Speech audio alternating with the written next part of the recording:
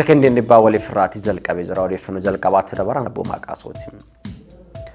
Masaraan mootummaa Faasil haaromfamuu jalqabuusaa ministeerri muummee Itoophiyaa Dr. Abiy Ahmed ibsaniiti kan isaan jirani.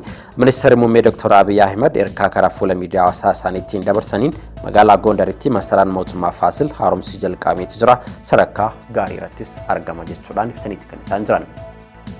IMF Itoophiyaadhaaf liqii doolaara biiliyoona 3.4 raggaasiseeti jira. Boordiin hojii raawwachiiftuu dhaabbata maallaqaa addunyaa IMF Itoophiyaadhaaf dhiyeessii liqii doolaara biiliyoona 3.4 raggaasiseeti jira. Dhaabbatichi akka beeksisetti ajandaan fooyya'insi dinagdee mootummaan taasise raawwachiisuudhaaf tajaajila dhiyeessa liqii waggaa 4f dheeratee raggaasiseeti kan inni jiru. Obbo Ashaadillee Hassan pirezidaantii mootummaa Beenishaangul Gumuz ta'uudhaan muudamaniiti kan isaan jiran. Manni marii naannoo Beenishaangul Gumuz yaa'idillee tokkoffaa bara hojii tokkoffaa waggaa jaffaa marsaa shanaffaa geggeessanii obbo Ashaadillee Hassan pirezidaantii naannichaa taasisuudhaan raggaasiseeti jira.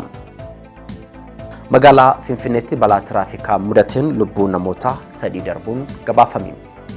Magaalaa Finfinneetti balaa tiraafikaa har'a barii mudateen lubbuu namoota 3 darbuu fi namoota 4 irratti miidhaan qaamaa qaqqabuun ibsameeti jira.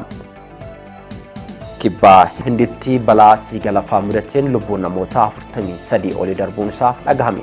Haalli qilleensaa naannoo sanaa helikoophteraan balali'uudhaaf rakkisaa kan taasise yogguu ta'u daandii hundarratti mukkeen kufuu fi jijjiguu biqilootaatiin wajjin wal qabatee hojiin lubbuu baraaruudhaa akka ulfaataa taasisaa jiru CNN gabaaseeti jira. Sekondii dhibbaa Waliif TV irratti qabanne kana fakkaatu qophiileen kennaafanitti fufu yeroo gaarii.